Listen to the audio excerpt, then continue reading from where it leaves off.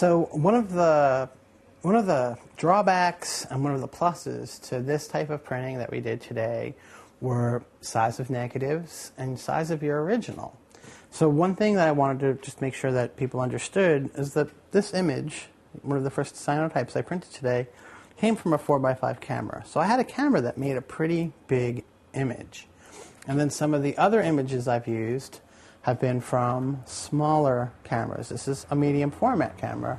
And this was probably shot with a Hasselblad, a Bermeja, but other images that I've used have come from plastic cameras. I know I've talked about plastic cameras before in the past, but this is one of the great ways that you can either use a plastic camera, you can use negatives. I've had students that have found great negatives in thrift stores, just old negatives, made beautiful cyanotypes from them. I've also had students, and we're going to talk about this a little bit next time, how to build their own pinhole cameras, where they use huge, huge pieces of negative. So that's one way that I just want you to understand a little bit more about how some of these processes work.